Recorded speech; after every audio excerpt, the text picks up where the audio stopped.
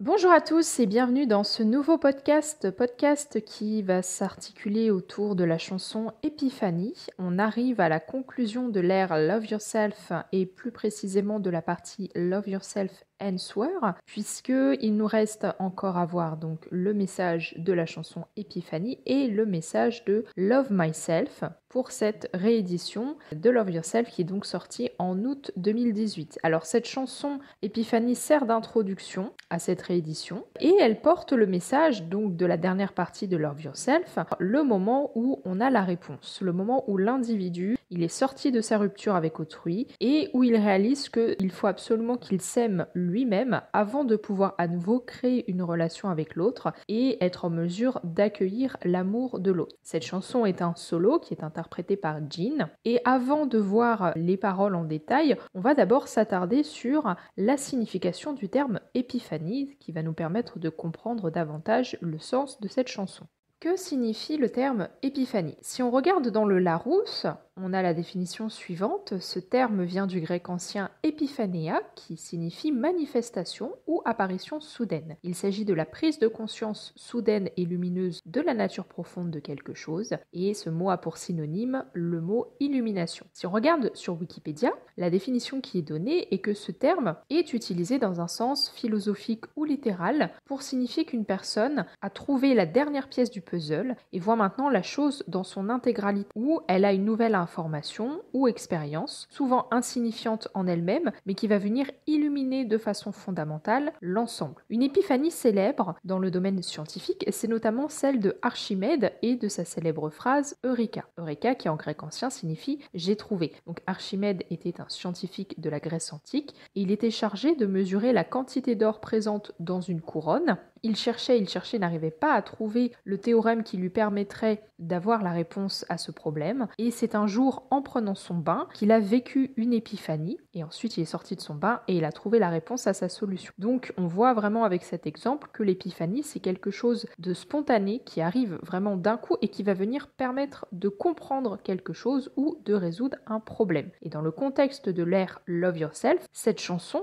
Épiphanie, c'est le moment où l'individu il trouve la solution pour ne plus être emprisonné dans une fausse identité, dont on a parlé dans la deuxième partie de l'ère Love Yourself, notamment avec l'album Tear. Et comme il a été emprisonné auparavant dans une relation et qu'il n'arrivait plus à être lui-même, la réponse à son problème, en fait, c'est de s'aimer lui-même. Donc il vit une épiphanie et c'est le moment où il comprend qu'il doit s'accepter tel qu'il est. Le premier couplet de la chanson commence ainsi. C'est tellement étrange, je t'aimais tellement, c'est certain. Je me suis entièrement adaptée à toi, je voulais vivre pour toi. Mais tandis que je continuais, je suis devenue incapable de supporter la tempête dans mon cœur. Je dois révéler pleinement mon vrai moi sous le masque souriant. Ces premières paroles sont une réflexion de l'individu, une réflexion sur l'amour qu'il a ressenti pour l'autre dans sa relation passée. Il évoque des choses intéressantes, notamment le fait qu'il a modelé son identité en fonction des attentes de l'autre et le fait que l'autre occupait tellement de place dans sa vie que ça en était à un point où il ne vivait que pour l'autre. Et ces deux idées, elles rappellent les paroles de la chanson Save Me, où on voit bien que l'individu est totalement dépendant à l'autre à travers les paroles.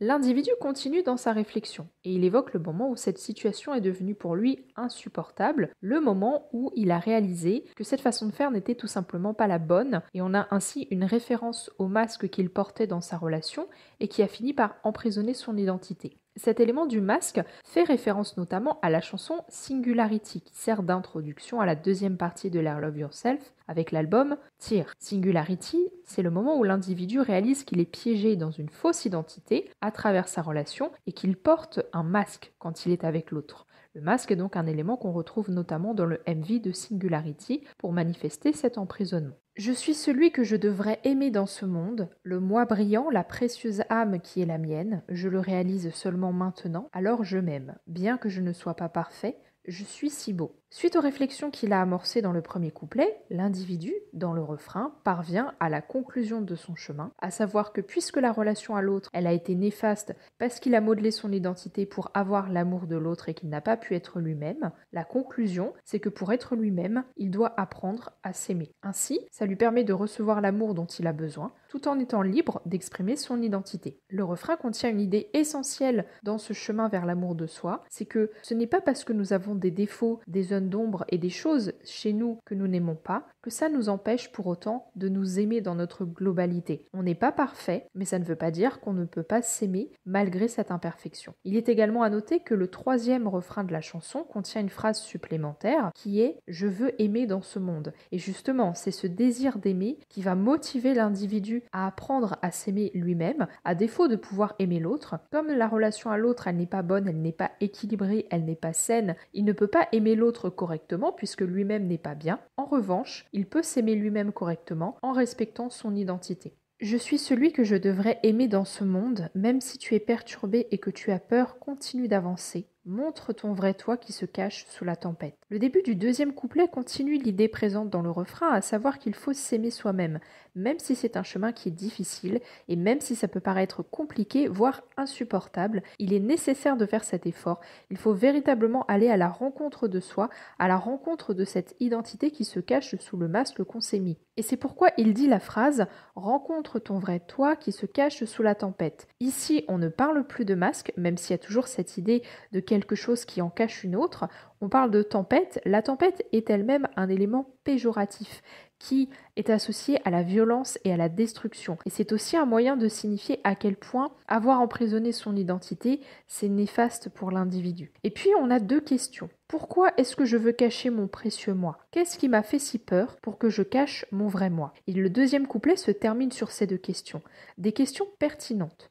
L'individu s'interroge sur les motivations qu'il a eu à se cacher. Ce sont des questions qu'on peut tous se poser dans la vie. Qu'est-ce qui nous pousse à cacher notre vrai moi? Le problème, c'est que ce sont des questions qui n'ont pas de réponse. Il n'y a pas de réponse dans les paroles, tout comme il n'y a pas de réponse dans la vie. Et le fait de les poser, ça souligne à quel point il est stupide de vouloir se cacher. Parce que comme les questions n'ont pas de réponse immédiate, on ne peut pas tout de suite apporter une argumentation et une justification au fait de cacher son identité. Et donc ça permet de souligner l'absurdité qu'il y a à vouloir se cacher. Peut-être que je suis un peu terne et imparfait, peut-être que les gens ne pourraient pas voir mon étincelle timide, mais je suis moi juste comme je suis. Mes bras, jambes, cœur et âme avec lesquels j'ai vécu jusqu'à maintenant. Le troisième couplet fait le lien avec le refrain, toujours avec cette idée d'être imparfait, mais de s'aimer malgré cette imperfection. L'idée intéressante développée ici, c'est le fait que les autres ne vont pas forcément nous percevoir comme nous percevons. C'est-à-dire que si nous arrivons à percevoir de la beauté en nous et à nous aimer,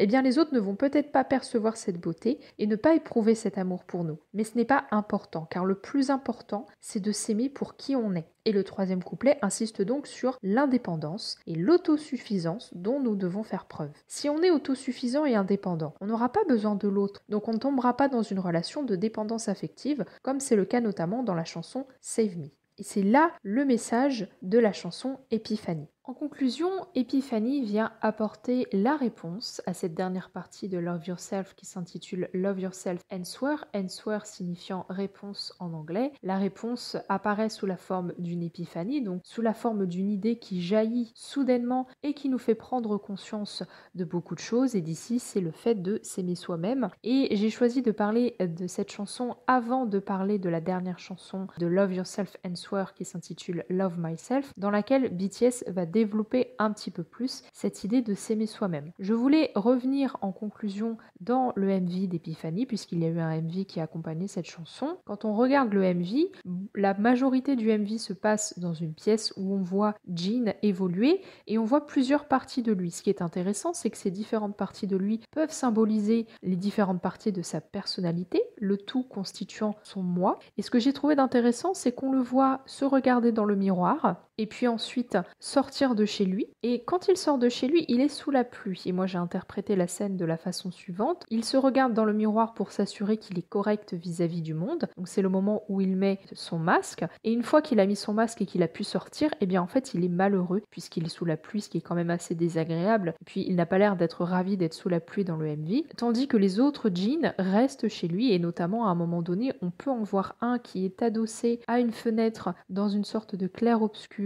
Et ça pourrait symboliser le vrai moi de Jin, celui qui est emprisonné sous le masque. Donc n'hésitez pas à me dire ce que vous pensez de cette chanson dans les commentaires, ce que vous pensez du MV, quelle est votre interprétation du MV, comment trouvez-vous ce MV par rapport à cette chanson, est-ce que le message de cette chanson vous parle, dites-moi aussi si cette analyse vous a plu. N'hésitez pas à vous abonner si ce n'est pas déjà fait et à mettre un pouce en l'air. Vous pouvez également parler du podcast aux personnes autour de vous qui apprécient BTS et qui s'intéressent à la K-pop. Je vous retrouve lundi prochain à 18h. On parlera de la dernière chanson de Love Yourself Elsewhere, Love Myself.